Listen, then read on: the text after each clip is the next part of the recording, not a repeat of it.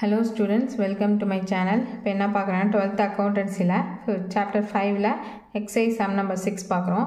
Sai and Shankar are partners sharing profit and losses in the ratio 5:3. அவங்களோட old ratio படி தான் அவங்களோட profit and loss distribute பண்ணிக்கிறாங்க. The firm's balance sheet as on 31st December 2017 firmோட balance sheet கொடுத்துருக்காங்க. அதாவது old partnersோட information, அவங்களோட capital, creditors, outstanding wages, அதே மாதிரி building, furniture, investment, data, provision for bad debt, bills receivable, stock, bank கொடுத்துருக்காங்க.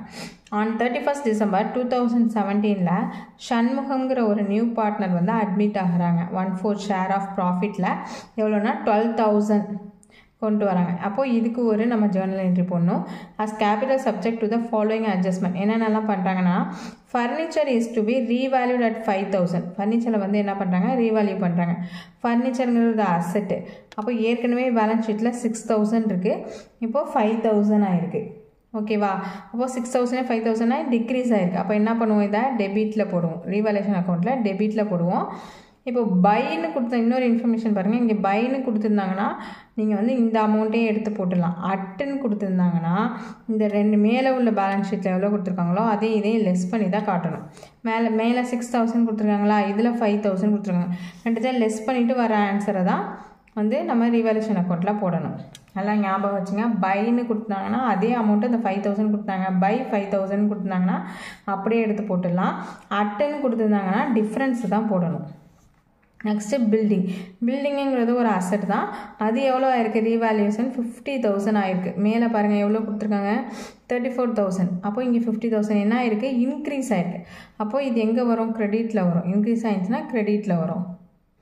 எவ்வளோ வரும், இதுலேயும் அட்டு கொடுத்துருக்காங்க. அப்போ என்ன பண்ணணும், 34,000 மைனஸ் 50,000 எவ்வளோ இருக்கோ அதை தான் நம்ம போடணும்.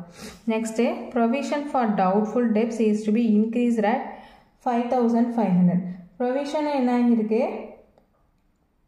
ப்ரொவிஷன் வந்து இன்க்ரீஸ் ஆகிருக்கு.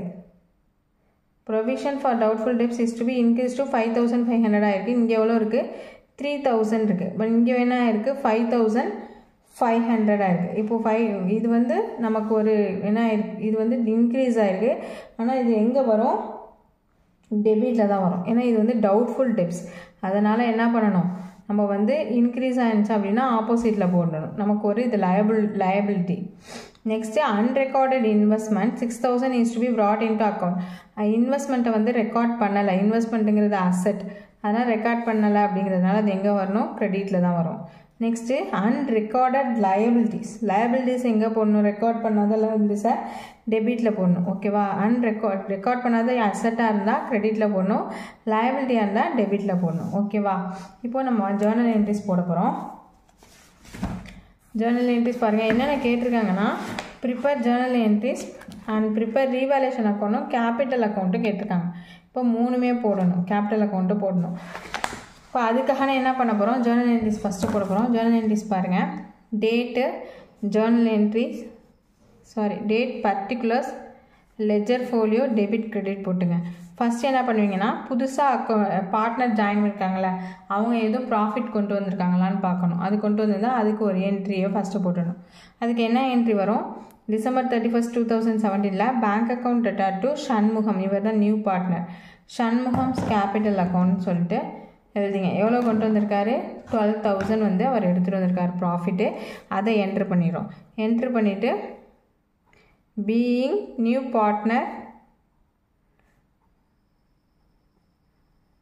பார்ட்னர்ஸ் கேபிட்டல் நரேஷன் எழுதிடும். நெக்ஸ்ட் என்ன பண்ணுவோம், ரீவேல்யூஷன் அக்கௌண்ட் போட போகிறோம். ரீவேல்யூஷன் அக்கௌண்ட்டில் எதெல்லாம் டெபிட் எதெல்லாம் கிரெடிட்னு பார்த்துங்க. ஃபஸ்ட்டு கிரெடிட் எதெல்லாம் இன்க்ரீஸ் ஆகிருக்கு, கிரெடிட்டில் எதெல்லாம் போட போகிறோம், பில்டிங்ஸையும் இன்வெஸ்ட்மெண்ட்டையும் தான் போடுவோம். அப்போது அதுக்கு என்ன என்ட்ரி வரும், buildings account debtor, investment account debtor to revaluation account. ஓகேவா? இப்படி தான் போடணும். பில்டிங்ஸ் வந்து பழைய பேலன்ஸ் ஷீட்டே எவ்வளோ இருக்குன்னு பாருங்கள், 34,000. அப்போ 34,000 மைனஸ் 50,000, இது ரெண்டுத்தையும் மைனஸ் பண்ணால் எவ்வளோ இருக்கும், 16,000 கிடைக்கும். அதை தான் போடணும். இன்வெஸ்ட்மெண்ட் வந்து ரெக்கார்ட் பண்ணாமல் விட்டதுனால அந்த அமௌண்ட் அப்படியே போட்டு வேண்டியதான். இது ரெண்டுத்தையும் ஆட் பண்ணிங்கன்னா 22,000 வரும். இந்த 22,000 தான் என்ன பண்ணுவோம், ரீவேல்யூஷனுக்கு கொடுப்போம். நெக்ஸ்ட்டு டிக்ரீஸ் எதெல்லாம் டிக்ரீஸ் ஆகிருக்கு அப்படின்னு பார்த்தீங்கன்னா revaluation account data to furniture account, to doubtful debts account, to liability account. இப்போ ஃபர்னிச்சர் வந்து எவ்வளோ இருக்குது, பழைய பேலன்ஸ் ஷீட்டில் 6000 இருக்குது, 6000 இருக்குது. இப்போ புதுசாக வந்து அவங்க அட்ஜஸ்ட்மெண்ட்டில் 5000 வந்து அது ரீவேல்யூ டிக்ரீஸ் ஆகிருக்கு. இப்போ பேலன்ஸ் எவ்வளோ வரும், 1000, அதை தான் போடணும். நெக்ஸ்ட்டு டவுட்ஃபுல் டெப்ஸ் வந்து எவ்வளோ இருக்குன்னா இன்க்ரீஸ் ஆகிருக்கு 5500. பேலன்ஸ் ஷீட்டில் எவ்வளோ இருக்குது, 3000 இருக்குது. 5500 மைனஸ் 3000. இது வந்து ஒரு லயபிலிட்டிஸ் நமக்கு, அது இன்க்ரீஸ் ஆகினதுனால நம்ம வந்து என்ன பண்ணுறோம், இதை டெபிட் பண்ணுறோம். 2500. Next unrecorded liabilities. Unrecorded liability என்ன இருக்குது கொடுத்துருக்காங்க, அது அன்ரெக்கார்டட் அசட்டை தான் நம்ம கிரெடிட் பண்ணுவோம், லயபிலிட்டியை டெபிட் பண்ணுவோம். 2500. மூணையும் ஆட் பண்ணிங்க 1000, 2500, 2500 ஆட் பண்ணிங்கன்னா 6000 வரும். ஓகேவா? இப்போ ஜேர்னல் என்ட்ரி போட்டாச்சு. ப்ராஃபிட்டாக லாஸா அப்படின்னு சொல்லிட்டு ரீவேல்யூஷன் அக்கௌண்ட் போட்ட பிறகு தான் அந்த ஜேர்னல் என்ட்ரிஸ் போடணும். வாங்க நம்ம லெட்ஜர் அக்கௌண்ட் போடுவோம். இப்போ லெட்ஜர் அக்கௌண்ட்டில் ரீவேல்யூஷன் தான் ஃபஸ்ட்டு போட போகிறோம். ரீவேல்யூஷனுக்கு பர்டிகுலர்ஸ் ருபீஸ். இப்போ எதெல்லாம் கிரெடிட் பண்ண சொன்னேன், இன்க்ரீஸ் ஆனிச்சுன்னா கிரெடிட் பண்ண சொன்னேன். அப்போ எது இன்க்ரீஸ் ஆகிருக்கு, பில்டிங்ஸ் இன்க்ரீஸ் ஆகிருந்துச்சு. எவ்வளோவா இன்க்ரீஸ் ஆகிருக்கு, 16000. அந்த டிஃப்ரென்ஸை தான் போடணும். நெக்ஸ்ட்டு ரெக்கார்ட் பண்ணாத அசட் இருந்தால் அதையும் கிரெடிட் பண்ணணும். இது அதாவது இன்வெஸ்ட்மெண்ட்டை வந்து ரெக்கார்ட் பண்ணலை, அதனால் அதை கிரெடிட் பண்ணுறோம். By investment account 6000. Debit side என்னென்ன வரும், டிக்ரீஸ் ஆன வேல்யூ ஃபர்னிச்சர் 6000 மைனஸ் 5000, 1000 டிக்ரீஸ் ஆகிடுச்சு. நெக்ஸ்ட்டு லயபிலிட்டிஸ் வந்து இன்க்ரீஸ் ஆகிருந்துச்சு. ப்ரொவிஷன் ஃபார் டவுட்ஃபுல் டெப்ட் அப்படிங்கிறது லயபிலிட்டிஸ் நமக்கு 5500 மைனஸ் 3000 ஆட் பண்ணி லெஸ் பண்ணிங்கன்னா 2500 போட்டோம். நெக்ஸ்ட்டு அன்ரெக்கார்டட் லயபிலிட்டிஸ் இருந்துச்சு 2500. வேறு என்ன பண்ணுவோம், ப்ராஃபிட்டாக லாஸான்னு கண்டுபிடிப்போம். எந்த சைடு அதிகமாக வருதுன்னு பாருங்கள், இந்த சைடு கிரெடிட் சைடு அதிகமாக இருக்குது. அதுலேருந்து இந்த 22,000லேருந்து 6000, 1000 + 2500 + 2500 இதை 3 லெஸ் பண்ணிங்கன்னா 16000 வரும். இந்த 16000 என்ன பண்ணுவோம், ஓல்டு பார்ட்னர்ஸ்க்கு டிஸ்ட்ரிபியூட் பண்ணுவோம். யார் old partner, Sai and Shankar. எப்படி டிஸ்ட்ரிபியூட் பண்ணுன்னா இந்த 16000 கிடைக்குது. இவங்களோட ஓல்டு ப்ராஃபிட் ரேஷியோ வந்து 5:3.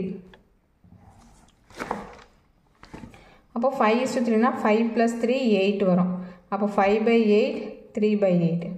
இப்போ 16000 × 5/8, 16000 × 3/8. 8 1s are 8, 8 2s are 16. இங்கே 8 1s are 8, 8 2s are 16.